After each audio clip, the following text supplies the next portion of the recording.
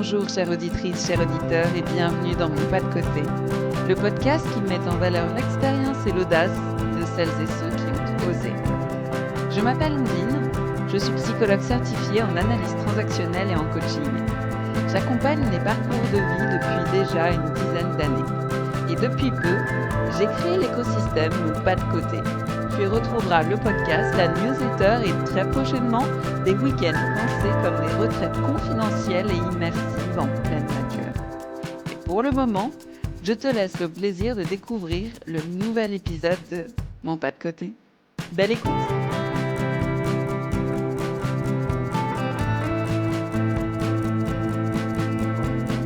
Bonjour Clément, Bonjour Andine. je suis ravie de te recevoir aujourd'hui dans Mon Pas de Côté. Je suis ravie d'être avec toi. Dans un premier temps, est-ce que tu voudrais bien te présenter, s'il te plaît? Alors, je suis Clémence, j'ai 38 ans. Tu veux que je me présente du côté perso, pro? Si bien, la façon dont tu as envie de te présenter là Aujourd'hui, je suis très concentrée sur la partie perso parce que je suis mariée et j'ai 2 enfants et bientôt trois. Je suis à quelques jours d'accoucher de mon troisième enfant. Donc en ce moment assez concentrée sur la vie personnelle et côté professionnel, je suis spécialiste des gestions de conflits ou de crises ouais. humaines dans les entreprises familiales. Ok. Euh, donc finalement, pour un peu préciser cet axe-là, parce que je pense que beaucoup de personnes ne connaissent pas ce métier-là, tu pourras en dire un tout petit peu plus? Oui, donc je suis psychologue clinicienne comme toi. Et en fait, et je suis par ailleurs membre d'une entreprise familiale qui est assez vieille. Et en fait, c'est mon métier. Bon, c'est pas très connu parce que on n'est vraiment pas du tout nombreux à faire ça. Donc c'est assez sur mesure. C'est un métier que j'ai un peu créé avec mon profil. Et tu vois, dans les entreprises familiales, bah, c'est des membres d'une famille qui travaillent ensemble et qui doivent ensemble avoir des questions de patrimoine, de business, de succession à gérer, ce qui est évidemment assez compliqué, comme tu le sais, surtout quand c'est en famille.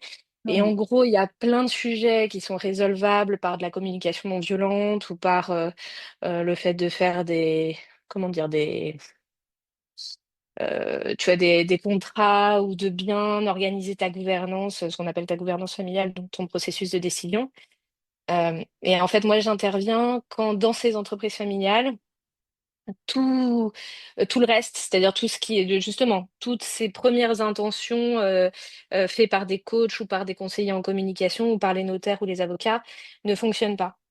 Ok. Donc quand c'est des crises un peu plus fortes, soit c'est parce que c'est des gros conflits. Mhm. Et qu'est-ce qui fait que c'est un très gros conflit? Ça peut être parce que c'est des conflits sur des sujets très perso. Pour te donner un exemple, un des frères qui a piqué la femme d'un autre frère, tu vois. Ok. Et où en Ouais. plus, il y a un business, donc un des frères est directeur général et l'autre est président. Et donc, bah, tu vois, dans ce cas-là, ça crée des conflits, des tensions immenses qui ont des impacts énormes sur l'entreprise familiale.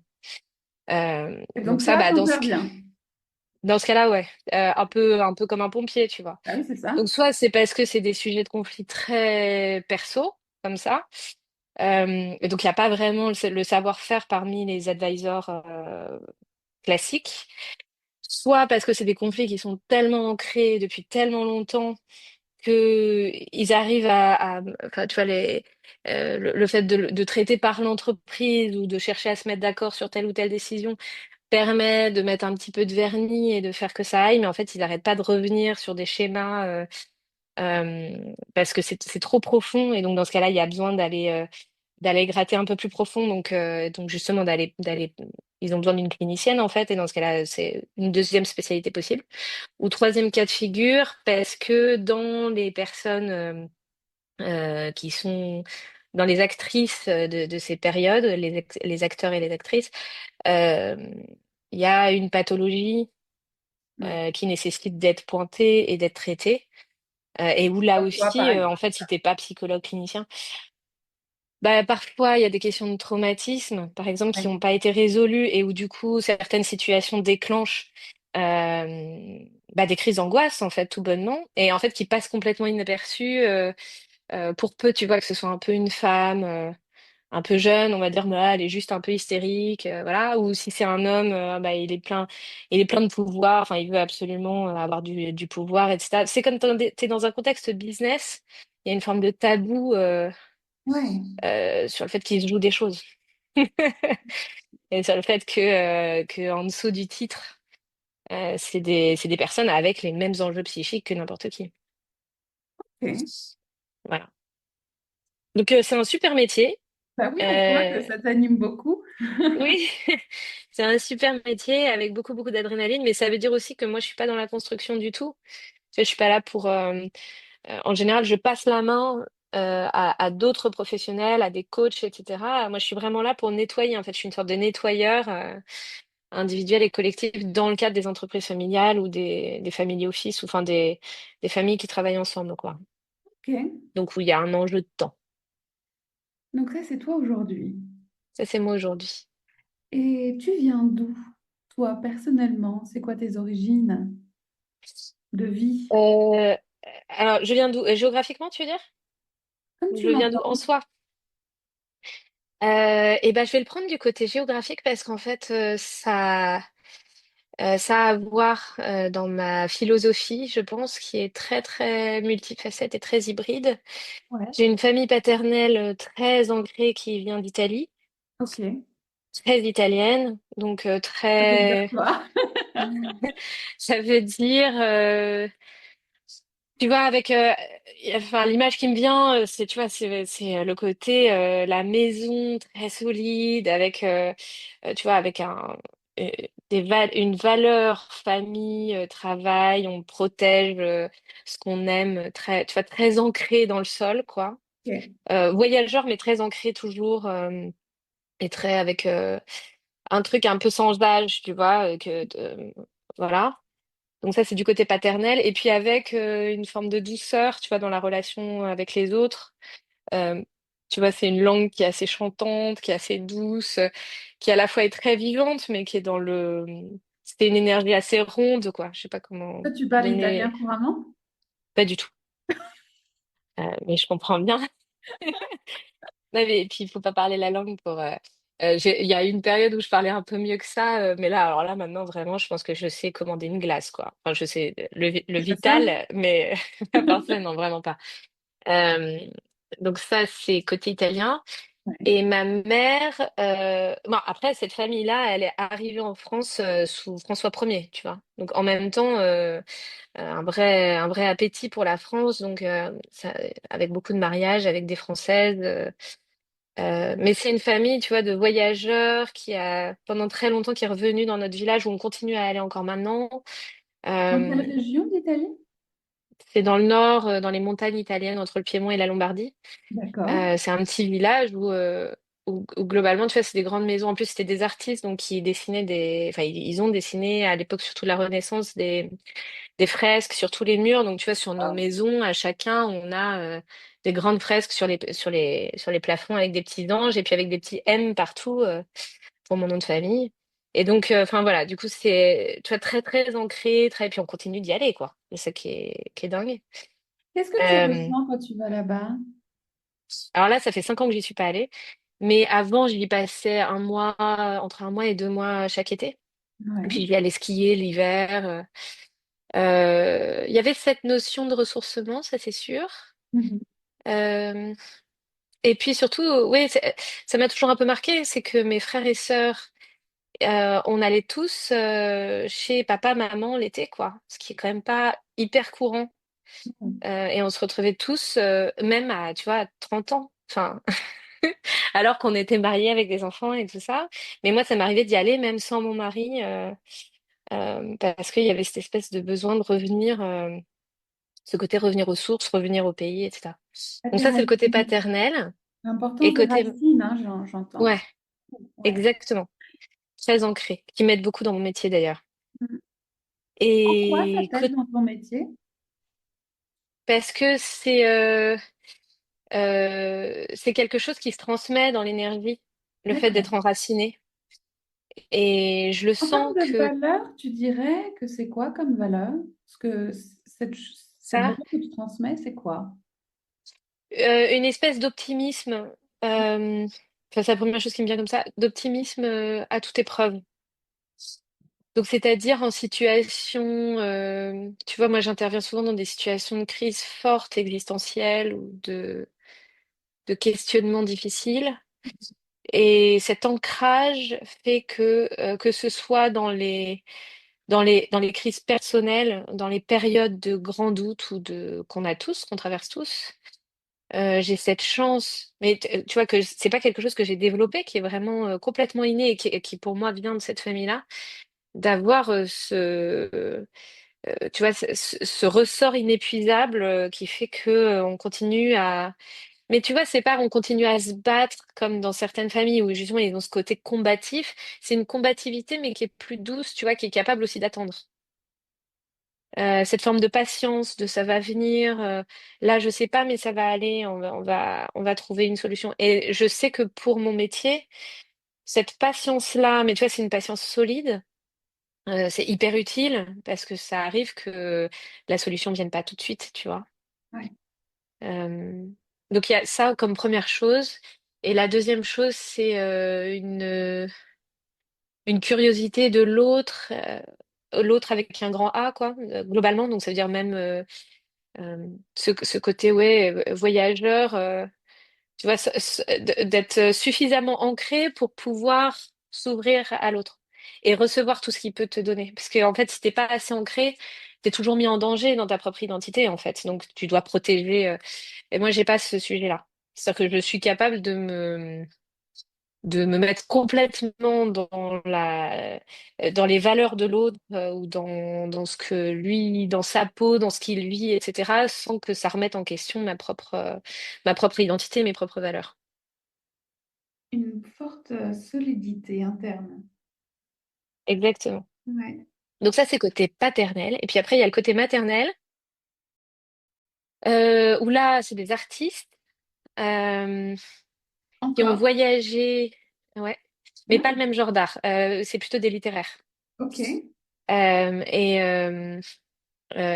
j'ai mon arrière-grand-père est un écrivain qui est un des premiers à avoir écrit sur la Chine. C'est des Bretons qui sont allés en Chine, tu vois, donc ce qui à l'époque Oh, était complètement absurde. Ma mère est née en Chine d'ailleurs, elle a vécu en Chine ses premières années. d'accord. Alors en Chine, à Hong Kong, Je ce qui est une comprends Chine mieux le particulière. point de vue géographique.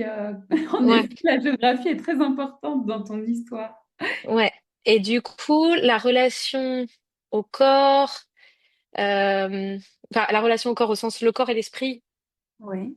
Euh, Tu vois, il y a ce côté oriental aussi dans la façon dont j'ai été élevée qui a un impact fort. Tu vois, la recherche d'équilibre. Parce que les pays latins, il y a quand même une espèce de, tu vois, le corps est soit quelque chose d'assez sensuel ou qui est utilisé pour faire des câlins ou pour englober justement ce côté rond.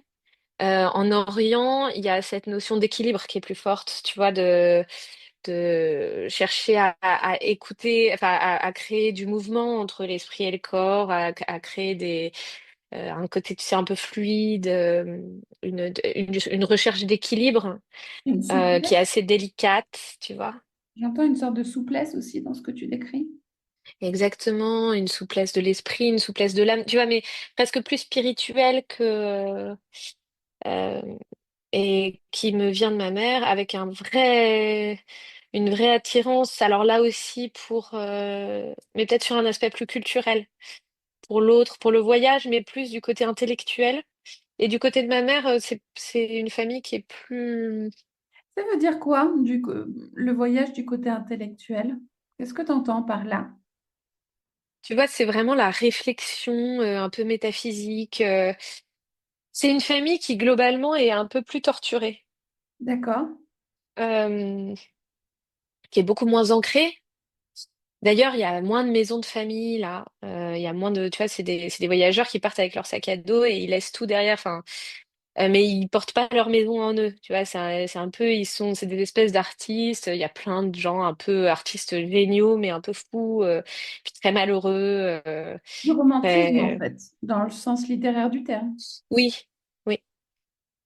Oui, et puis qui se pose plein de questions. Donc, tu vois, c'est une recherche de soi-même dans l'ailleurs, euh, perpétuelle, très intéressante, très utile, mais en même temps qui peut se retourner contre soi assez facilement. Donc, Peur du manque de racines, c'est ça? ouais. Donc, tu vois, j'ai vraiment ces deux parties-là, et Ouais. donc un accès aussi à ce que la noirceur peut apporter de bon. Hmm. Et du coup, ce côté artiste un peu torturé, et comme je te disais, la noirceur de l'âme humaine, enfin, ou la noirceur du questionnement me fait pas peur, ou me fait moins peur que si j'y avais pas eu accès, ou si j'avais pas eu accès de. Donc voilà, je suis vraiment Quelque chose de baudelairien un peu? un peu, c'est ça. Mais avec en plus cet attachement à l'Asie et à Ouais, l'Orient, tu vois, qui donne un côté très hybride dans la philosophie globale. une sorte de philosophie bouddhiste aussi, un Je sais peu. pas si c'est bouddhiste, parce que la philosophie bouddhiste, tu vois, t'es quand même vraiment dans l'apaisement et là aussi dans une forme de rondeur apaisante, ou en tout cas de fluidité apaisante. Je pourrais pas vraiment décrire cette partie de la famille comme ça. Mais en revanche, une vraie recherche de profondeur. Ok. Là, tu vois, Harmonie. c'est une famille dans laquelle on m'a appris à s'intéresser aux gens en vrai et à tu vois, c'est une famille dans laquelle quand on te demande si ça va, on te demande si ça va et ta réponse a un impact, tu vois. Ce Ok. qui est assez rare, en fait, je m'en suis rendu compte après. Là où dans ma famille paternelle, typiquement, il y a un côté un peu minibus, quoi. Tu vois, minibus au sens, t'es pris dans un mouvement familial, ils sont hyper nombreux, il y a plein d'enfants, et puis tout le monde va d'un endroit à l'autre, et puis t'es pris dans un mouvement rassurant, tu vois, la grosse maison. Mais finalement, donc, en tant qu'individu, personne te connaît très bien. Dans l'autre famille, on connaît chacun, chacun se pose plein de questions et tu vois, j'ai des souvenirs de vacances d'enfance où j'avais des discussions avec des cousins, avec des oncles et tantes extrêmement profondes pour cet âge-là et où ils me connaissent, Avec quel âge? enfin, et où je les connais. Moi, de tout petit, en fait. En plus, moi, je fais partie des derniers, je fais partie des plus jeunes. Je suis la dernière de ma fratrie, donc euh, déjà toute petite. Ouais. Ça faisait partie. Oui, oui, oui. Et puis ma mère, c'est quelqu'un qui s'est toujours beaucoup intéressé à notre personnalité. Ouais, et puis à vraiment se poser la question de savoir qu'est-ce qu'on pense des choses, qu'est-ce qu'on ressent, comment est-ce qu'on décrypte, tu vois. Un vrai intérêt pour la littérature. Enfin, il y a un côté assez littéraire là-dedans. Et bah, justement, cette petite fille un peu trop mature pour son âge, j'entends quelque part peut-être, elle avait envie de faire quoi plus tard? Je voulais être. Alors, il me posait souvent la question. Je voulais avoir un ranch. Euh, écoute, tu me poses la question, je te réponds, hein. Je voulais avoir un ranch. Enfin, en tout cas, je voulais être patron, je me Ouais. rappelle. Ça a toujours fait beaucoup rire. Mais j'étais déjà très indépendante comme ça. C'est-à-dire que je voulais pas. J'avais un peu perçu, je crois, que. Et déjà à l'époque, tu vois, j'avais plusieurs groupes de copines, par exemple. J'avais toujours un peu. J'avais l'impression d'être enfermée dans les groupes. Et Un en peu même temps. caméléon. C'était un peu caméléon, Je sais à pas si c'est savoir un caméléon, peu un t'intégrer. peu, un peu trop indépendante pour pouvoir dire que parce que je m'adaptais pas tant que ça, mais surtout ouais un espèce de besoin à la fois de solitude et en même temps d'entourage. Donc la solution que j'ai trouvée, c'était d'avoir plein de groupes assez disparates d'ailleurs, assez éclectiques. Mais très jeune, tu vois, là où normalement à l'école, tu as un peu ton groupe de copines, et puis voilà, moi j'avais des relations très fortes avec différents groupes. En plus, je faisais plein de sports et plein de trucs. Donc il y avait mon groupe de l'équitation, mon groupe de l'école, et même à l'école, j'ai eu plusieurs meilleurs amis, et à chaque fois des relations extrêmement fortes qui m'ont énormément. Mais j'étais incapable d'être dans une relation fusionnelle en fait, à deux. Donc, pour répondre à ta question, qu'est-ce que tu voulais faire? Ça, je pense que ça avait à voir avec ça. Je voulais un endroit où je cherchais confusément un métier qui me permette d'avoir cette indépendance et en même temps d'être en lien avec les autres. Tu vois, j'avais pas envie d'être Un ranch. seule. Ah, Pardon? pourquoi un ranch? Bah parce que tu vois, t'as ce côté loin, nature, chevaux, tu vois, t'es chez toi, tu te balades, et puis tu fais un peu, enfin, c'est une gestion d'entreprise quand même. Et bon, alors déjà, pourquoi un ranch? Parce que j'en ai visité un tout bêtement et j'ai trouvé que c'était génial. Puis en plus, C'était où? dans le Colorado, aux États-Unis. Oui, bah alors parce qu'en plus, mes parents arrêtaient pas de voyager quand j'étais petite et ils nous emmenaient partout. Donc j'ai beaucoup, beaucoup, beaucoup voyagé, et très petite, très. Tu as eu un coup de cœur pour ce ranch, c'est ça? Tu voulais faire ça? Ouais, en fait, j'ai aimé ce côté. C'est une entreprise, c'est sérieux, tu vois. Ouais. Et puis, t'as plein de gens qui y travaillent. En fait, t'as tout un écosystème. C'est en fait, tu crées un peu une petite ville. Oui, c'est ça. Ce côté un peu hors du temps, tu vois, un peu à l'ancienne. Je pense que j'aurais été très heureuse à une autre époque. Tu vois, et pourtant, aux Laquelle? époques corsetées, tu vois, je pense aux époques corsetées, Ouais. avec les corsets et tout ça, où t'avais pourtant une espèce de pression sociale, de pression sur la politesse, sur ce que tu as le droit de faire ou pas, extrêmement forte, mais qui, moi, me rebute pas tant que ça. Mais en même temps, je pense beaucoup plus d'indépendance, en fait, dans tes choix de vie, enfin, de façon assez contre-intuitive. Je pense que c'était moins. Il y avait plus d'intimité qu'aujourd'hui. Tu vois, aujourd'hui, chaque choix que tu fais, t'es quand même très regardé, t'es quand même très. Puis tu reçois plein de conseils dont t'as pas forcément envie. Tu vois, là, je le vois par rapport à la maternité, là maintenant, c'est vachement difficile de s'y retrouver, tu vois, finalement. Sur, C'est vrai. euh, D'accord. surtout quand t'as un peu envie que ça se passe bien, tu vois, finalement, on a un peu perdu cette notion. Tu vois, enfin, toi comme moi, en tant que clinicienne.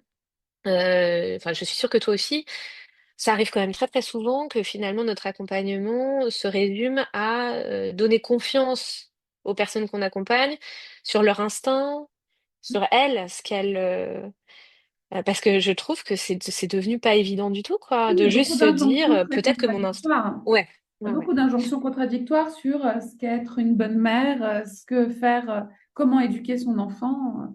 Et Et en puis effet, même plus globalement, être une bonne femme oui, aussi. ou un bon mari ou une bonne femme au sens féminin, quoi. Il faut travailler ou il faut pas travailler. Enfin, tu vois, des espèces de kits tout faits, de kits de pensée tout faits. Et je trouve que c'est assez difficile d'en sortir. Et alors, pour une personnalité comme moi, qui en plus, j'aime pas du tout avoir l'impression d'être contrôlée, c'est plus que ça m'angoisse beaucoup. Euh, Tu vois, c'était assez compliqué de réfléchir à ma carrière plus tard. Je reviens du coup à ta question initiale. Parce que finalement, ce que je voyais autour de moi, tu fais travailler en entreprise, d'ailleurs j'ai essayé, ça s'est jamais bien passé parce que ou j'étais toujours malheureuse comme les pierres en fait. Ouais, parce que tu étais bien loin du ranch que tu avais imaginé. Ouais. Oui, et puis oui. Mais quelque part, aujourd'hui, ce que tu as créé, c'est quoi? Parce que dans ta présentation, tu as dit que tu avais créé ton métier, Oui, que tu c'est avais vrai. créé un nouveau métier. Donc justement, en quoi ça, c'est ton pas de côté, tu vois? Parce que de créer un métier qui n'existe pas, c'est quand même assez couillu, hein. Je prends cette expression parce que je trouve que ça correspond au ranch. C'est drôle de dire ça à une femme. Mais Euh, c'est vrai. euh, Écoute, ça s'est fait en plusieurs étapes. Euh, je... En fait, plusieurs pas de côté qui ont permis ça. Pendant longtemps, j'étais très désalignée, très désaxée. Ça ne veut pas dire que j'étais pas efficace, parce que j'ai travaillé en entreprise, comme je te disais, en RH, ça fonctionnait quand même. Je trouvais du boulot et j'étais payée, j'obtenais plus ou moins. Mais j'étais vraiment malheureuse, je me sentais vraiment. Toi, tu as dit tout à l'heure quand tu étais petite, tu étais un peu plus mature. Moi, je sais pas que j'étais plus mature. D'ailleurs, je pense pas que je sois plus mature mais j'ai ce côté très hybride et très singulier. et pas très facile à accorder avec les attentes, en fait. Donc, je me sentais plutôt isolée, mais tu vois, pas comme un génie incompris. Tu vois, c'était pas du tout de ce côté-là, mais plutôt, je n'y arrive pas, quoi. J'essaye de rentrer dans une entreprise, j'essaye de, justement, d'avoir des relations. Tu vois, il y avait certaines relations amicales hyper fortes qui étaient très importantes pour moi, et à certains moments, cette espèce d'indépendance et ce besoin pour moi de prendre le large, ou justement à certains moments le fait de me sentir tellement contrôlée et d'avoir des espèces de mouvements épidermiques, un peu de rejet, faisait que parfois il y avait des relations amicales qui se sont terminées, et ça m'a fait beaucoup de mal, sans que je sache ni les retenir, ni. Donc pendant très longtemps, dans ces fameux métiers, je me sentais, comme je te disais, très désalignée. Et puis je perdais beaucoup confiance en moi. Je me sentais assez nulle en fait, et j'avais l'impression que tout le monde y arrivait et que moi, pas trop quoi. Donc tu vois, c'était pas, je suis plus mature, et en fait, il y a eu plusieurs étapes. D'abord, c'est que j'ai rencontré un mentor qui fait ça, enfin qui est psychologue auprès d'entreprises familiales, que j'ai rencontré dans le cadre de mon mémoire de fin d'études de psychologue, parce que comme souvent les actionnaires d'entreprises familiales ont fait nos mémoires sur les entreprises familiales. Mais au début, je voulais être clinicienne, moi, je voulais pas du tout travailler dans les entreprises familiales. Et je l'ai rencontré, j'ai trouvé que son métier était dingue, de justement d'utiliser la psychologie au service des entreprises familiales. Et donc, je suis un peu allée le voir comme une fan, quoi, en disant, je trouve que ce que vous faites est super, est-ce que vous voudriez bien relire mon mémoire? Voilà. Donc ça, il fallait un peu de courage quand même, déjà, juste. Et lui, il a dû me dire un truc genre, oui, bah j'ai un quart d'heure entre deux trains, vous avez qu'à venir à la gare Montparnasse, et vous verrez. Et puis je l'ai rencontré comme ça. Ça tombe Bon, en bien, fait, le c'était pas rendez-vous. loin de l'école, de tout ce Oui, système. bah oui, là, je te parle de quartier que tu connais bien. Ben Et, oui. euh, et donc, voilà, tu vois, là où moi, j'ai cette particularité-là, c'est que j'y suis allée. Là où il y en a plein qui se seraient dit, bon, bah, 10 minutes, merci, Qui mais t'a non, j'ai autre donné chose à le faire. courage? Qu'est-ce qui t'a donné l'énergie pour le faire? D'y aller, de l'appeler, d'y aller. Ouais, Bah, ce côté paternel, là, c'est ce que je te ouais. disais. Ça, j'ai toujours eu. Ce truc de, bon, si on pose pas la question, on n'aura pas de réponse. Hmm. Tu vois, du côté de mon père, on m'a toujours dit, on ne refuse jamais un voyage ou une rencontre. Jamais, par définition. Enfin, tu vois, ce côté très, il peut rien arriver d'horrible, et ce qui est très optimiste, hein, parce qu'en fait, si tu y réfléchis, bien sûr que si, mais bon. Mais ce côté, au pire, tu perds du temps. Et le temps, c'est pas grand-chose, en fait, ce qui est pas tout à fait en ligne avec ce qu'on entend souvent. Donc là, j'y suis allée. Ce rendez-vous d'un quart d'heure s'est transformé en rendez-vous de 8 heures. On a passé toute la journée ensemble. Ouais, ouais. Et après, c'est devenu mon mentor, et j'ai travaillé avec lui, donc conseiller en gouvernance Qu'est-ce qui auprès s'est d'entreprises passé? familiales pendant Qu'est-ce 10 ans. qui s'est passé pour que Bah, le justement, rendez-vous c'est pour d'un ça que quart d'heure se c'est, transforme? c'est ça où je te dis, c'est un peu le premier pas de côté. Ouais. C'est qu'il y a eu une espèce de coup de foudre professionnel. euh, Enfin, lui-même, c'est quelqu'un de complètement atypique, euh, de très. Mais c'est lui, il a un côté un peu survivant. Enfin, tu vois, c'est un génie de la psychologie. Euh, et en fait, on a une façon de réfléchir ensemble. Tu vois, il me racontait en fait ses dossiers, et les questions que je Ouais. posais, notre façon d'en parler lui apportait, je pense, des questionnements qui l'aidaient lui à justement réfléchir les next steps. Euh, je pense que il y a eu une espèce ouais, de clic qui s'est créé dans la complémentarité de nos psychismes en fait, et de nos intérêts. Euh, mais ça ne pouvait être que moi, et ça ne pouvait être que lui, tu vois, à ce moment-là, dans ce truc-là. Donc, premier pas de côté, enfin, ou première étape de ce pas de côté, c'est déjà cette rencontre-là. Cette espèce de. Ça m'est pas arrivé souvent, hein. Je pense que c'est la seule fois où ça m'est arrivé, comme ça. Et puis un truc purement professionnel, tu vois. C'est ni amical, ça a jamais été ni un ami, ni autre chose. Enfin, en plus, on n'est pas du tout la même génération. Euh, mais vraiment, cette espèce d'alignement. Donc voilà. Et moi-même, j'ai passé 8 heures aussi, tu vois, mais sans même me poser la question de qu'est-ce que j'ai à y gagner. Et clairement, mon mémoire, je pense qu'on n'en a pas parlé du tout à ce moment-là. Donc j'avais rien à y gagner Il y a autre chose d'autre qui que a émergé. Ouais. Et lui, un peu pareil, tu vois, c'est quelqu'un qui a pas le temps. Ah, j'ai mis peut-être 4 ou 5 ans, assez vite. Il m'a dit, bah, j'aimerais bien transmettre ce métier de conseil des entreprises familiales, parce que c'est un métier qui se transmet sur 15 ou 20 ans, ou sur 10 ou 15 ans, et donc j'aimerais bien le transmettre, et je pense que c'est toi. Bon, évidemment, j'ai dit non, parce que moi, je me disais, je devais avoir 22 ou 23 ans à ce moment-là, ou peut-être 25 ans max. Je vais pas aller conseiller des présidents. Enfin, moi, je viens pas d'une école de commerce. J'ai fait psycho. Enfin, je dis ça avec toute la bienveillance. Mais bon, c'était pas ultra valorisé, quoi. C'était quand même un peu la nana qui fait psycho. Bon, voilà, qui va étudier les sentiments. Enfin, je me sentais pas très légitime. Mhm. Et donc je me disais non mais il se trompe. Enfin, après il va découvrir que je sais pas ce qu'il a vu, mais en tout cas je pense il se plante. Il n'y Et aurait pas donc un petit peu ce que beaucoup appellent dans le langage courant une sorte de syndrome de de l'imposteur l'imposteur. aussi? Oui, oui. Un peu quand même, hein.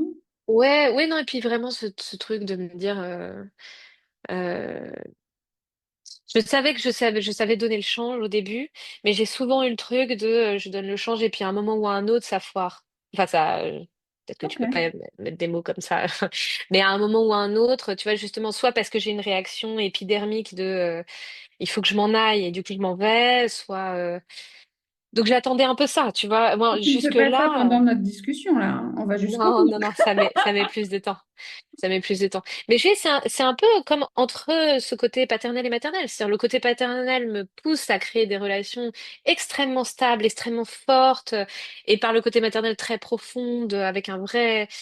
Mais il y a cette espèce de truc qui fait qu'à un moment ou à un autre, je peux pas me sentir enfermée. Ou je m'en vais. Et de façon parfois un peu inexplicable, même pour moi. Voilà. Et du coup, j'avais un peu peur de ça. Enfin, tu vois, j'étais un peu. Puis je me connaissais pas très bien. J'avais pas encore trop formalisé ce qui se jouait pour moi. Donc non, non. Et puis lui, quand il me disait oui, oui, on va travailler ensemble, je le prenais comme quand tu te dis que tu vas aller faire du ski en soirée, tu vois, avec tes copains. Je dis oui, bien sûr. Demain, on va aller aux Seychelles à la plage. Ça va être super. Et puis voilà. Et puis le lendemain, en fait, Je ne croyais bien sûr pas que non, trop. pas du tout. Donc j'ai mis 4 ou 5 ans à faire d'autres choses, à continuer en RH et tout ça, à être malheureuse toujours. Et puis j'ai fini par un peu mue par une énergie comme ça qui existe aussi chez moi. J'ai fini par dire bon bah allez, go, banco, j'y vais. Donc je crée une société. Ah, qu'est-ce qui s'est En- passé à l'intérieur de toi à ce moment-là pour que cette énergie puisse s'acter? Qu'est-ce qui s'est passé? Tu te souviens? Oui, j'étais dans une. Alors d'abord c'était une période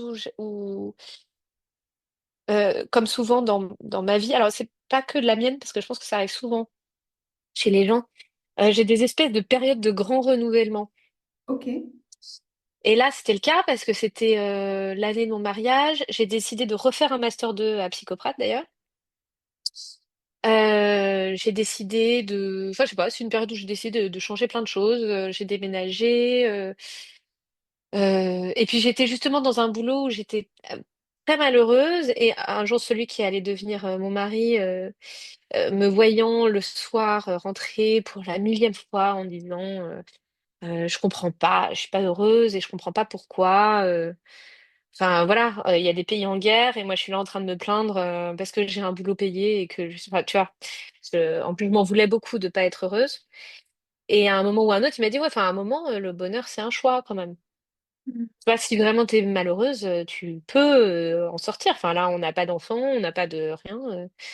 Qu'est-ce que tu fais? Ça fait 6 mois que tu me dis que t'es donc voilà. Et ça a été un peu un déclic parce que bah, donc c'est ça, tu vois, ça m'a donné un peu la niaque en me disant ouais, c'est clair. Genre, à un moment, ça suffit aussi d'être en train de se plaindre. Et donc je me suis dit, bah il y a ce fameux associé là qui s'appelle Xavier. Donc il y a ce fameux Xavier qui me propose, enfin, il y a cette espèce de proposition en attente depuis maintenant plusieurs années, qui reste là, il reste tu vois, on faisait des dîners assez régulièrement où il me racontait justement ces cas et je l'aidais un peu à réfléchir, mais voilà. Et, euh, et donc je me suis dit, bah allez, ça doit être ça. l'univers doit me pousser vers ça, puisque ça fait 3 ans que ça reste là et que ça bouge Un pas. moment. Ouais, c'est le moment. Donc, donc ça a été la première partie du pas de côté. Et Ça, la deuxième, c'est que... ça Oui, rejoint pardon. ce que tu décris, ça rejoint cette patience solide euh, Oui, dont tu parlais tout à l'heure de c'est ta vrai. famille maternelle. Tu vois, il y a cette Ouais, rencontre, c'est drôle que tu fasses ce lien-là, mais c'est exact. Ouais, il y a ça, ça me hein. parle beaucoup que tu fasses ce lien-là, ouais. Ouais, ouais. Ouais, qu'est-ce que ça te dit à l'intérieur? Bah, ouais, ça me parle beaucoup parce que tu vois, c'est vrai que pendant ces 2, 3 ans-là, où pourtant je ne le considérais même pas comme une possibilité, cette fameuse, je l'ai quand même maintenu en vie.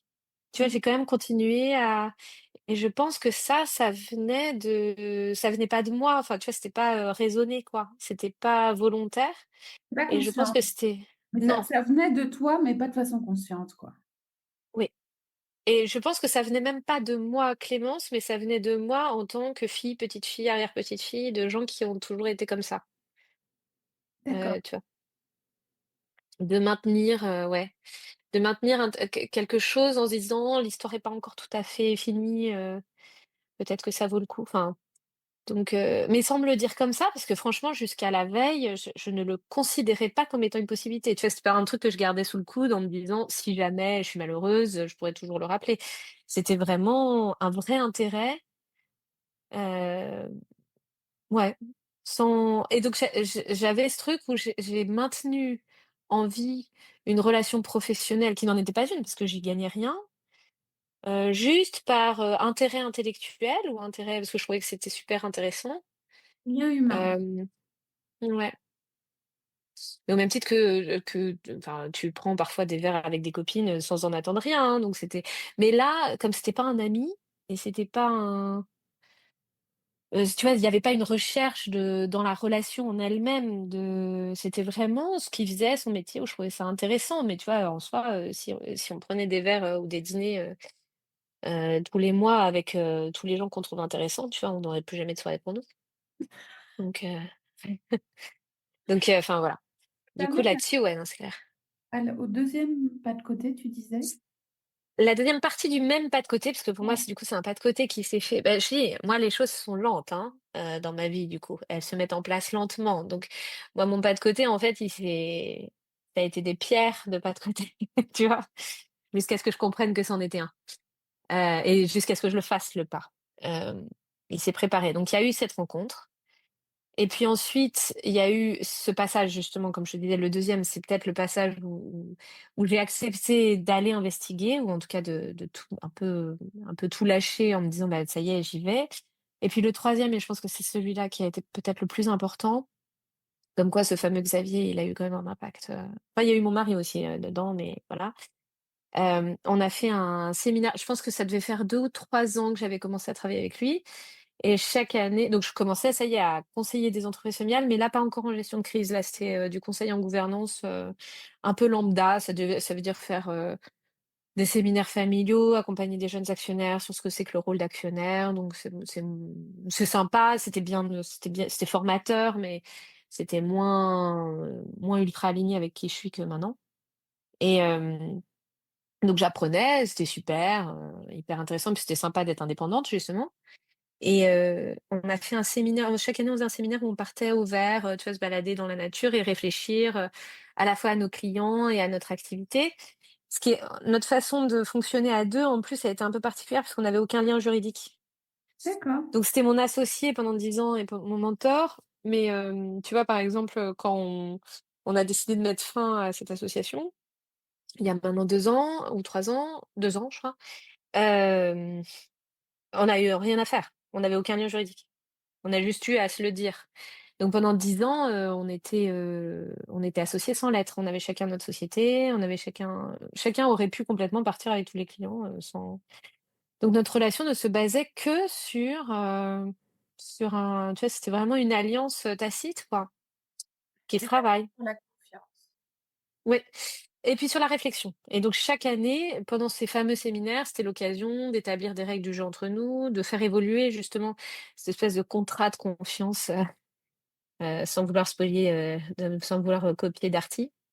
Euh, tu vois, cette espèce de, oui, enfin, donc en fait, on avait une relation professionnelle très forte parce que ça ne se basait que sur. Et donc, tu vois, par exemple, on s'était donné comme règle que lui aussi est quelqu'un d'extrêmement indépendant, au moins autant que moi, mais je pense même encore plus. Et on s'était donné comme règle, on ne doit jamais influer ou empêcher l'autre de suivre une énergie qu'il a envie. On a seulement un devoir d'information. C'est-à-dire que si on sent que là, on a envie de s'isoler ou de ne plus être dispo pendant 6 mois pour écrire un livre ou pour, je sais pas, même partir faire un voyage autour du monde avec notre mari ou avec notre femme ou avec nos enfants, ou voilà, on a le droit de le faire. Il faut juste prévenir l'autre parce que vis-à-vis des clients, c'est mieux, quoi. Mais globalement, tu vois, une des règles hyper importantes, c'est le respect total de la vie de l'autre et des énergies de l'autre. Et donc, tu vois, déjà, c'est une association qui est un peu particulière, beaucoup plus libre, en fait. Oui. Et en même temps, très, très forte. Et donc, bref, on était dans cette forêt, en train de se parler. On avait déjà une relation de confiance très forte. On parlait des clients et tout. Et puis, je sais pas, déjà, on se rend compte qu'on avait les mêmes envies de professionnelles quand on était jeune. Tu m'as demandé ce que je voulais faire quand j'étais toute petite. Mais quand j'étais un peu plus âgée, je voulais être profiler. Et c'était Oui. avant que ce soit les. Et lui aussi. C'est ça qui est fou. Donc, étudier les tueurs en série. Et c'était avant qu'il y ait les séries avec des beaux Américains plein de muscles, tu sais, où du coup, ça peut aussi t'attirer en me disant, je vais peut-être rencontrer un mari. Mais là, non, là, c'était pas. Il y avait pas encore, tu vois, il y avait pas ce côté à la mode comme il y a maintenant. Hmm. Donc, c'était pareil, c'était des métiers un peu étranges. Qui Voilà. t'attirait Et dans Profiler? je pense que tu es attiré par ce qui te fait peur. Tu vois, les tueurs en série, ça, je l'ai toujours perçu. Mais c'était même avant. Enfin, je pense que quand j'ai commencé à faire la psychologie, j'avais ça en tête. Je voulais partir, je voulais faire de la patho adulte et je voulais partir aux États-Unis, rentrer au FBI et tout ça. De la criminologie? Bon, ouais. Mais je voulais aller aux États-Unis parce que je trouvais qu'en France, on était trop en retard et que enfin que tu vois, t'es juste une valeur d'avis, ça me plaisait pas. Enfin, je voulais être un peu plus. Non, moi, je me voyais bien, ouais, avec un gun et tout ça. Ouais, bon, voilà. Et donc, et il se trouve que lui aussi, c'est ça qui est fou. Donc, il y avait soit ça, soit, alors pareil, rien à voir, la cuisine, être cuisinier. Et je pense que ça, c'est parce que il y a ce côté, tu sais, dans les cuisines, t'as cette hiérarchie des rôles, ce côté à la fois très, et en même temps ce côté très créatif. Je pense que c'est ça. Je pense que c'est le côté hybride entre les deux. Et tueur en série, oui. Pourquoi? Parce que Il y a toujours euh, l'organisation, hein, dans tueur en série, il y a de l'organisation. Dans les cuisines, il y a de l'organisation. Dans un ranch aussi. Dans les trois cas, tu n'as pas une organisation hyper stricte, ça ne marche pas. ouais, ouais, c'est vrai. Et en même temps, il y a besoin d'être d'y amener quelque chose d'un peu personnel, tu vois. Alors soit du côté un côté artiste, soit d'un côté.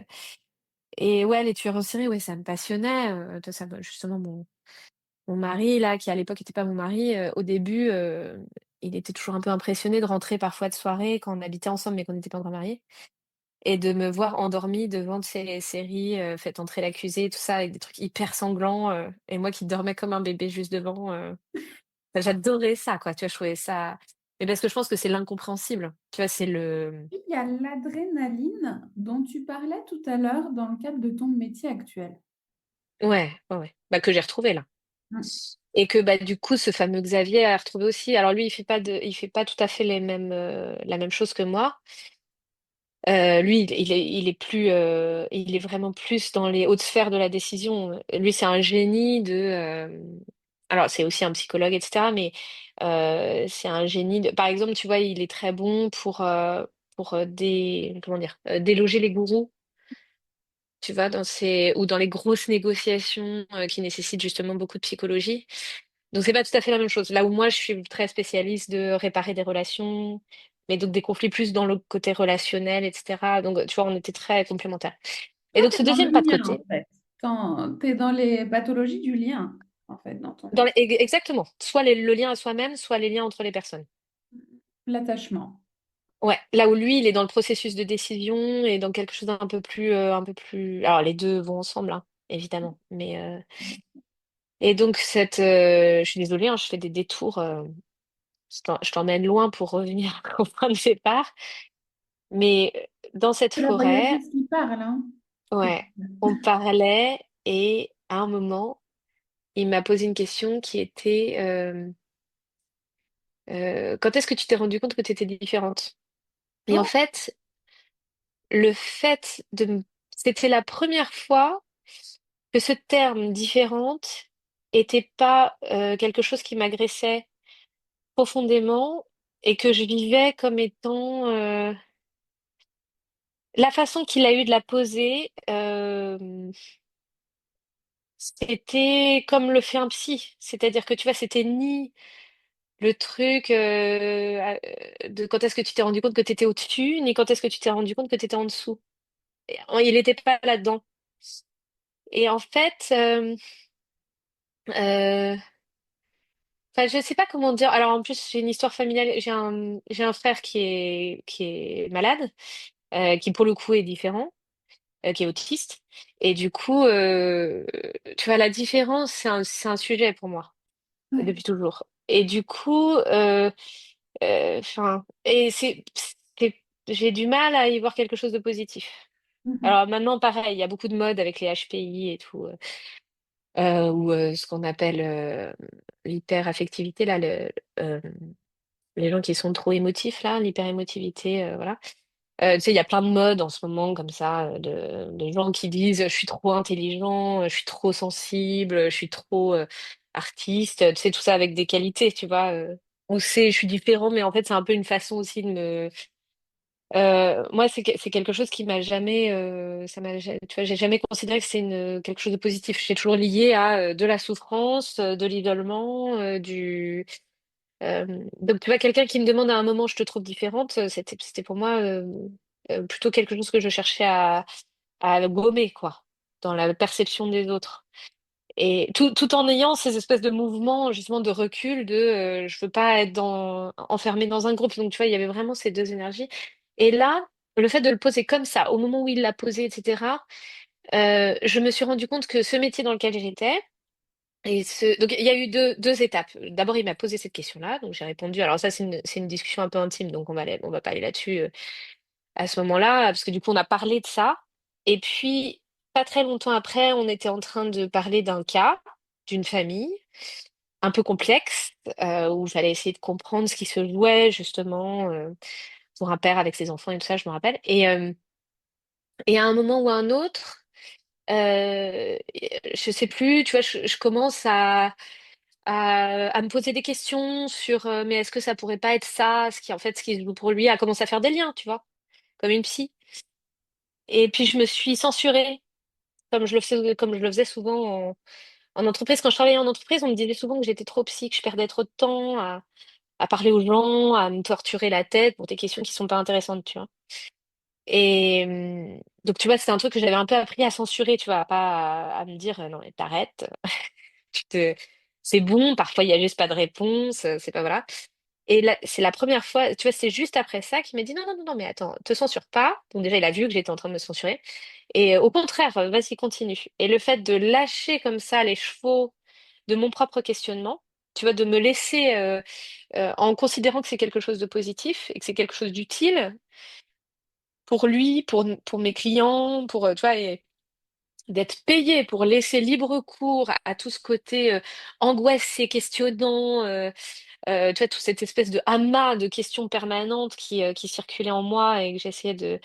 Cette expérience-là, tu vois, de d'un coup le voir comme quelque chose de constitutif de moi, mais ni positif ni négatif, mais tu vois, qui peut être utile, ça, le pas de côté, en fait, il s'est joué là. Il s'est préparé avant par les deux autres étapes, mais à ce moment-là, c'est le moment où j'ai commencé à embrasser ou à utiliser ma vraie personnalité et mes vraies fêlures et ma vraie tout ce qui fait toute ma singularité et toute cette histoire un peu particulière et tout ça, et vraiment le transformer en un métier. T'as commencé par dire t'as créé un métier, c'est un peu étrange, en fait, c'est à ce moment-là que ça s'est créé. Mhm. Euh, c'est à ce moment-là que j'ai accepté de me dire j'arrête de gommer Et je n'arriverai à être vraiment heureuse et à être vraiment performante que si j'utilise tous mes défauts, enfin tout ce que je considérais comme étant des défauts, comme plutôt des caractéristiques que je mets au service, enfin, et que plutôt que de me dire je cherche à me conformer à quelque chose, tu vois. Et donc c'est à partir de là que justement j'ai commencé à réfléchir à bon bah où est-ce que je suis forte? Où est-ce qu'au contraire je suis pas forte? Donc par exemple, j'ai arrêté de faire du conseil en gouvernance parce qu'en fait, je suis pas une bonne constructrice. Je sais pas avoir des relations long terme avec mes clients non plus.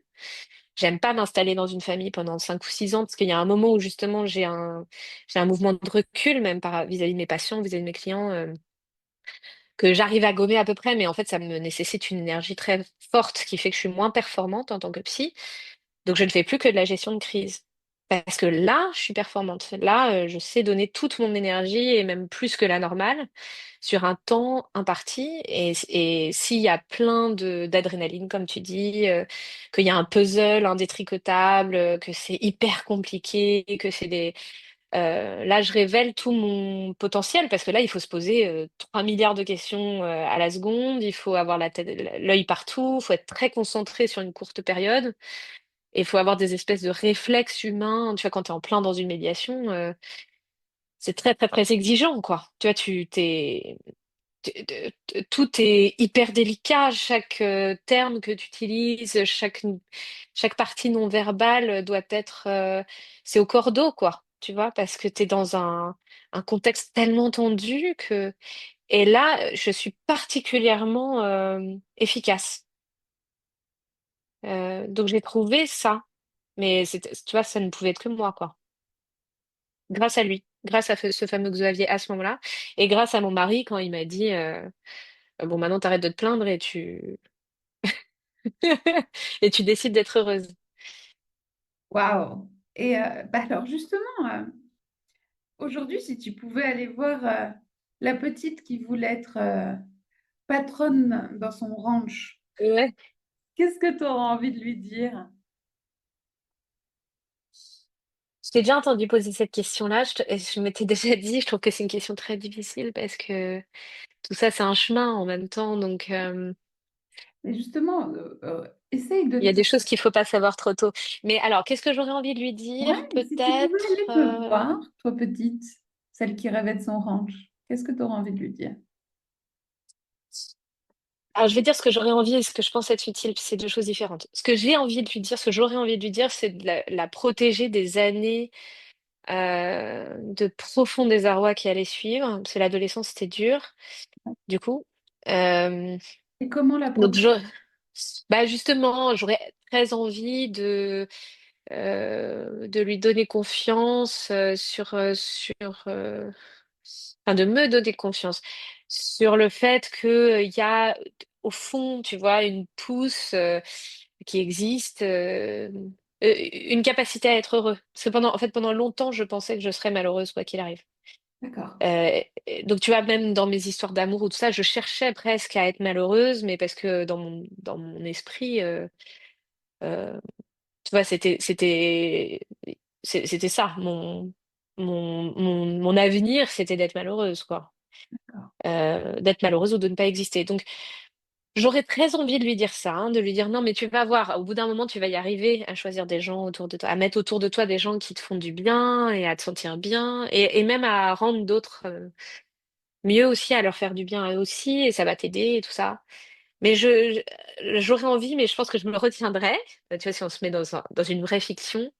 Parce que je pense que tout ce passage-là, euh, j'aurais jamais réussi à accéder à ce fameux pas de côté sans avoir tellement survécu à cette période qui était tellement dure, tellement angoissante. Je serais moins forte aujourd'hui, tu vois, pour mon boulot. Je serais moins, enfin, tu vois, j'aurais moins, je me serais moins développée parce que justement, il y a ce côté survivant qui fait que j'ai développé des compétences que j'aurais jamais développées sinon. Apprendre de la noirceur, c'est ce que tu disais. Ouais, exactement. Donc j'ai appris à l'aimer en fait. Et pour l'aimer, il faut commencer par la détester. Mm. Donc tu vois, si j'allais voir cette petite fille en lui disant, non, non, mais la déteste pas tout ce qui est différent dans ta vie, tout ce qui est, Tu vois, en même temps, j'aurais peur de tout qu'il y ait l'effet papillon, quoi. Tu vois, que du coup, je fasse plus de mal que de bien et que je me retrouve à travailler dans un métier qui me correspond pas du tout. Enfin, tu vois, où finalement, tu vois, il a fallu que je me sorte de situations dans lesquelles j'étais. Tu vois, quand je te dis j'étais malheureuse comme les pierres à un moment, j'étais vraiment pas dans une bonne. Il y avait un petit, il y avait un côté un peu destructeur quand même. Donc, tu vois, c'était un peu flippant. C'était pas juste je vais un peu pas très bien et machin, c'est qu'il y avait un côté un peu burn-out fort. Donc, tu vois, cette capacité de rebond, elle s'est construite dans cette noirceur. Bah, grâce à ce fameux aussi ressort inépuisable du côté de ton père, en Ouais, fait. Hein, ouais. il y a les deux, hein, on voit comme tu as Très ambivalente, ouais. les retours par rapport à ces valeurs, à comment ça t'a construit et comment ça t'a permis d'en arriver là où tu en es aujourd'hui. Et Ouais, c'est ça. Exactement. s'il y a des personnes dans ce processus qui se reconnaissent ou que tu croises, tu auras envie de leur donner quoi comme recommandation pour rebondir, justement? Je pense que ça joue pas dans la recommandation. En général, quand je croise des gens qui sont dans ces processus-là, parce qu'en fait, ça arrive assez souvent, euh, c'est plutôt dans la relation que je crée avec eux, où aujourd'hui, euh, j'essaye de les faire réfléchir ou ressentir. Parce que en fait, en réalité, ce qui permet de sortir de ça, c'est déjà de descendre un peu de l'intellectuel. C'est assez intellectuel, ces mouvements d'aller-retour. Et le fait d'arriver à un moment à accepter l'accès à son instinct, à ce que ton corps te dit, c'est plus que ton corps. Mais le corps parle beaucoup, mais ce que ton corps, ton instinct, l'énergie de vie, tu vois, justement, tu vois, voilà. Là, on est en train de parler des pas de côté. Le pas de côté, pour qu'il puisse avoir lieu, il faut qu'à un moment ou un autre, tu lui laisses la place. Que tu te laisses. Et ça, c'est pas quelque chose d'intellectuel, tu vois. C'est pas quelque chose où quelqu'un te dit à un moment, laisse la place, et voilà. C'est quelque chose que tu dois ressentir, faire, tu vois, un peu comme un mouvement que tu ferais en sport. Donc, un peu comme un coach, je vais plutôt avoir tendance à, à chercher à faire vivre par l'échange, par l'énergie que j'envoie, à laquelle moi, maintenant, j'ai accès. Mais donc, du coup, ce côté ressort inépuisable, en fait, je vais le donner dans l'énergie. Tu vois, l'optimisme, il est là. C'est-à-dire que je le mets au service de l'autre. De on va y arriver. C'est pas juste le fait de dire on va y arriver, tu vois, c'est le fait d'être là, dans la présence. Et c'est dans une présence qui est à la fois très respectueuse du rythme de l'autre, mais en même temps très énergique au sens, tu vois, de former un socle. Donc c'est pas dans ce que je dis, c'est plutôt dans la présence que je mets en place autour d'eux. Que ce soit dans le cercle amical ou professionnel d'ailleurs. Ok. De plus en plus, ou avec mes amis, j'ai beaucoup développé le fait de ressentir ce dont ils ont besoin, eux, en termes de moments où là, il faut être juste à côté, C'est ce sans forcément dire quelque chose, tu vois. Ouais. c'est ce que l'on dit et c'est ce que moi je dis en fait à chaque fois lors d'un premier entretien en psychothérapie. C'est la confiance qui va se construire dans la relation qui va permettre de créer une relation thérapeutique. Ouais, ouais. En fait, c'est exactement ce que tu es en train de décrire. Et c'est par la relation que l'énergie passe et qu'il y a quelque chose qui va pouvoir se transformer, en fait. Cette notion de patience du côté de... Déjà, les choses... En fait, ce qu'il faut chercher, c'est plus le mouvement pour le mouvement qu'autre chose en réalité. Hmm. Ce qui est dangereux, c'est de se retrouver à l'arrêt dans tes questionnements, à l'arrêt dans les décisions, tu vois, le fait de ne plus prendre de décision. C'est Hmm. ça qui est dangereux. Mais il vaut mieux se tromper que ne pas faire dans ce genre de cas, en fait. Euh, ou en tout cas, alors ça veut pas dire non plus qu'il faut juste faire pour faire, mais c'est-à-dire que ce qui est important, c'est de se mettre sur un chemin en laissant la possibilité au chemin d'évoluer. et de se dire, bon, bah, je me mets là pour marcher et je laisse ouvert la possibilité de pouvoir faire bouger le chemin, justement. Ce qui est dangereux, c'est soit de se mettre sur un chemin et de se mettre à foncer et plus bouger de chemin, quoi, parce que là, c'est statique, même si c'est dans le mouvement. C'est un peu étrange ce que je dis, mais enfin, tu vois, c'est tout droit, quoi. Et donc, en général, si, tu vois, s'il y a quelque chose où il faut passer par l'intellectuel, quand je dis quelque chose, c'est plutôt de dire la solution se trouve. Tu vois, s'il y avait une solution toute simple, du genre, il suffit que telle personne n'existe plus, parce que c'est elle le sujet de tous mes soucis. Ou il suffit que on divorce, ou il suffit qu'on ait un enfant, tu vois, si c'est des trucs d'ordre du couple. Ou il suffit que j'ai un boulot, ou il suffit que je gagne mieux ma vie, ou tout ça. En tout cas, ce qui est sûr, c'est que la réponse n'est jamais là. Parce que si c'était aussi simple, euh, bah, en fait, on aurait déjà trouvé une solution depuis longtemps, tu vois. Donc ça veut dire que, en tout cas, tout le temps qu'on passe à chercher à répondre à une question profonde par quelque chose de très logistique, l'argent, c'est très logistique, le fait d'avoir un enfant, c'est logistique, entre guillemets, tu vois, c'est rajouter une case, c'est du temps assez stérile, en fait. Donc, bon, plus vite on s'en rend compte, mieux c'est. Maintenant, le fait de passer du temps stérile, ça a du sens aussi. Donc, ça permet de maturer par ailleurs, comme tu sais. Donc. Ok. Bien. Merci pour tous ces éléments, pour ce cheminement. Je garde précieusement la phrase lâcher les chevaux de mon propre cheminement. J'adore. Ah ouais, j'avais même pas repéré que j'avais dit ça. C'est gentil, merci Andine. J'adore. Et bah, c'est le moment de lâcher les chevaux Ah, pour l'exercice de visualisation, si tu es d'accord. vas-y. Oui, oui, vas-y.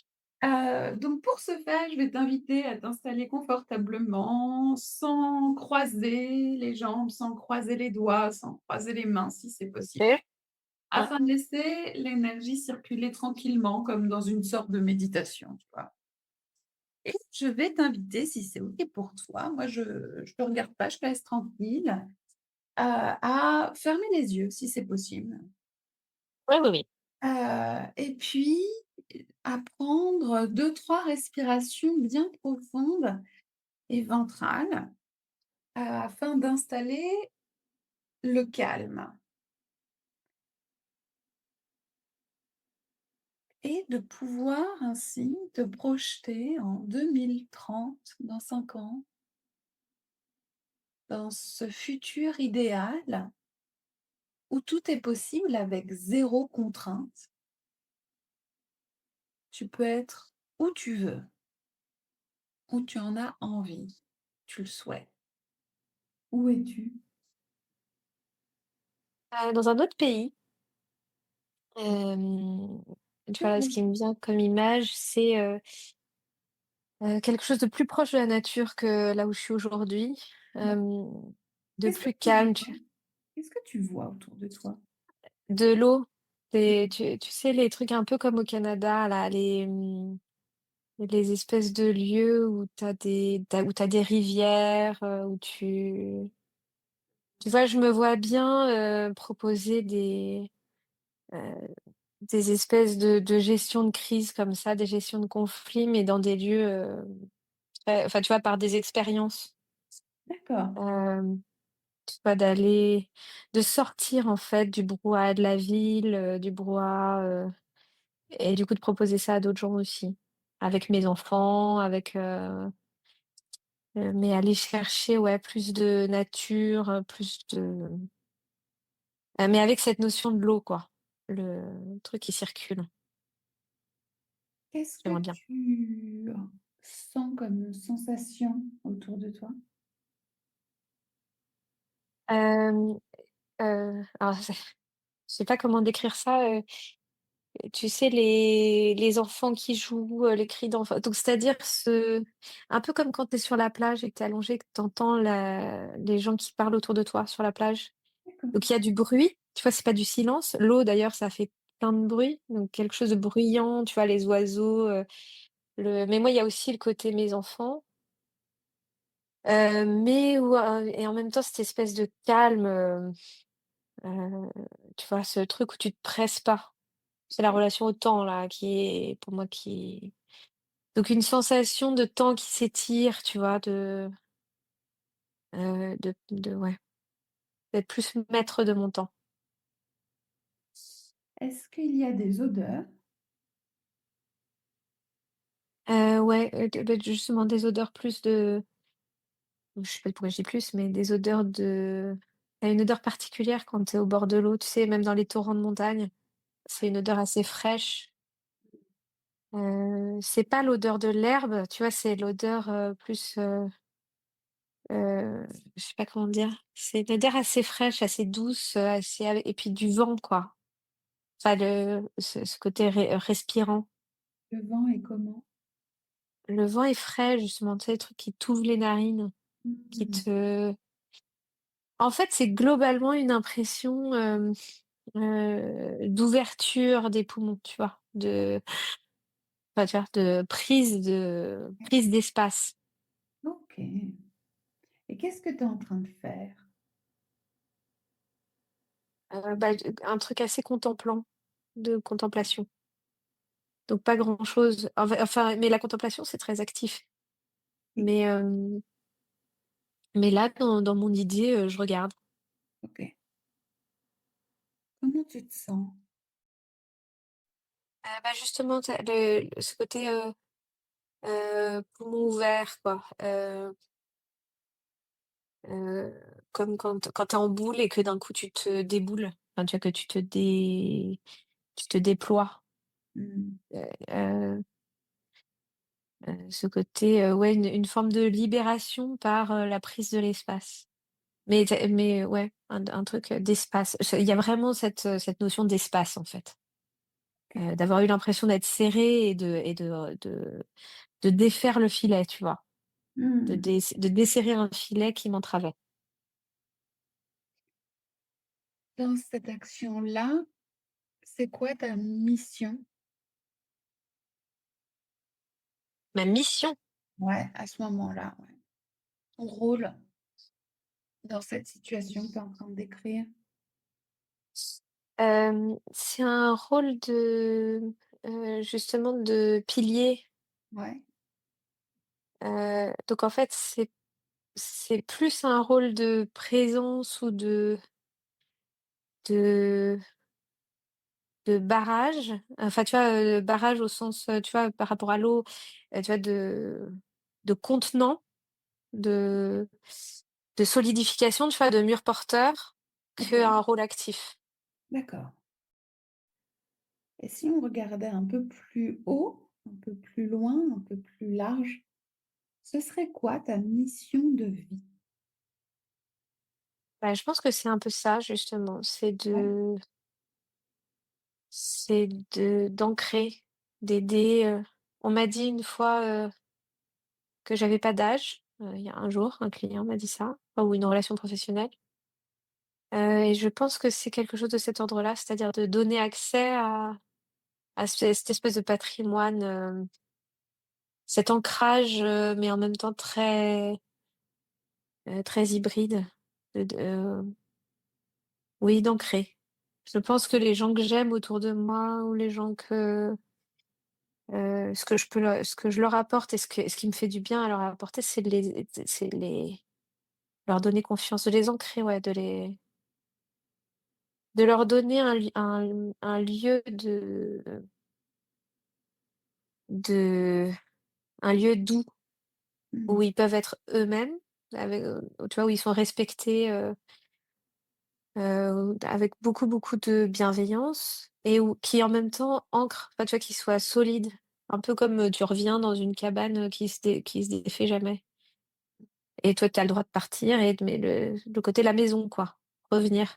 Donc pour mes enfants, pour mon mari, pour, même mes clients, pour, tu vois, d'être cette espèce de notion de maison dont ils peuvent partir, mais qui existe et le fait que ça existe, ça leur permet d'aller plus loin. Bien. Bien, je te propose de respirer dans cet ancrage. puis de profiter de cette sensation.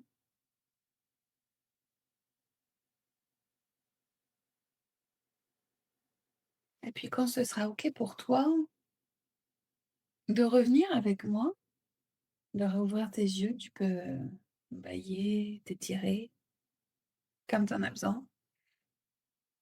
Comment tu te sens? Je suis là.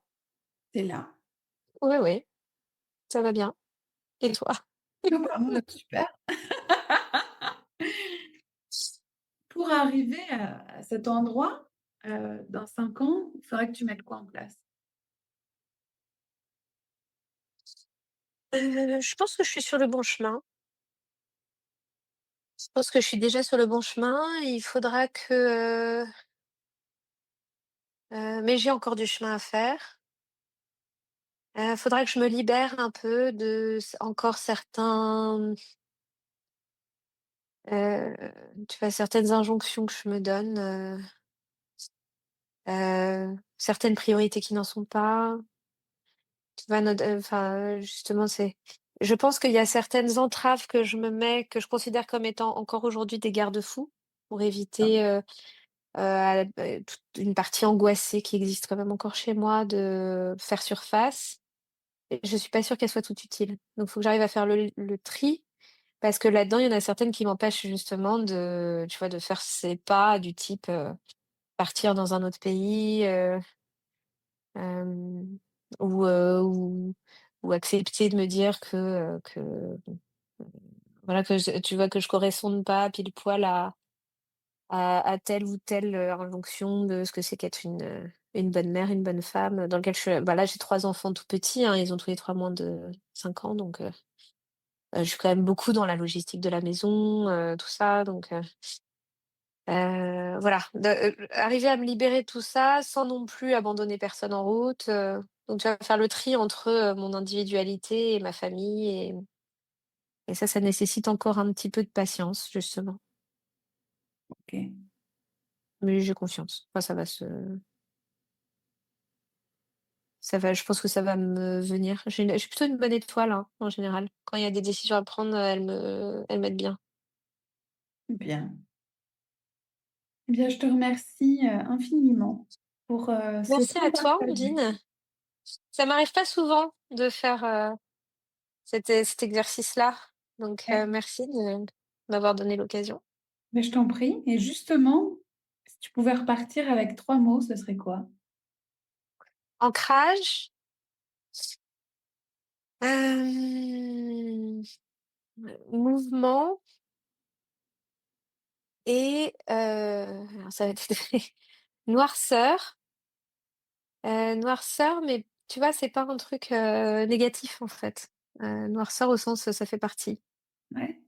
Bon, c'est un peu nul de mettre ça en dernier mot, hein, je suis d'accord, en termes d'énergie, on n'est pas au top, mais justement, non, mais justement, tu vois, je le dis avec le sourire, enfin, tu vois, de, Tu embrasser vois, aussi en cette fait, je partie-là. sais pas si tu connais les lames du tarot? Oui, oui, OK. oui, Tu vois, la lame du tarot, la mort, oui, on pourrait la bah, faire comme c'est le c'est un renouveau. renouveau et Ouais, en ouais, fait, c'est le renouveau finalement. En effet, elle paraît très noire, cette carte, mais elle pourrait correspondre aussi en numérologie au chiffre 9. Et donc ça correspond à, la noirceur. C'est-à-dire, c'est la fin d'un cycle oui, pour permettre à quelque chose d'autre de naître. de renaître, ouais. Ouais, c'est intéressant. Et donc ça me fait penser à ça, tu vois? Voilà, ancrage, mouvement, noirceur. Noirceur arrive à la fin, ça peut être le 9, ça peut être la lame du tarot, pardon, la mort. Et donc, permettre quelque chose, un renouveau derrière. Oui, c'est exactement l'idée, tu as tout à fait compris l'énergie. C'est-à-dire que quand je dis noirceur en dernier, c'est pas noirceur point, La c'est fin d'un vert, tu cycle, vois? Ouverture, ouais, hein, pour permettre, hop, c'est ça. et ben voilà, c'est Bon, comme sachant l'hiver. qu'en plus, là, enfin, je vais accoucher, là, hein, Ouais, dans les heures qui viennent. c'est tout à l'heure. Donc, en plus, je suis dans cette énergie-là, tu vois? Bah, tu es dans la fin Heu, d'un cycle, hein, c'est sûr. ah bah, là, je suis dans un pas de côté, je suis dedans, là. Je peux pas faire plus proche. Eh bien, écoute, merci pour ce temps, Merci à toi, heu, Ondine. Ouais. pour ce petit bébé à l'intérieur qui ne demande qu'à sortir dans peu de temps. Ouais. Plein d'amour pour cet enfant à naître. Et encore toute ma reconnaissance pour ce moment ensemble. Merci, Andine. À À très bientôt. bientôt.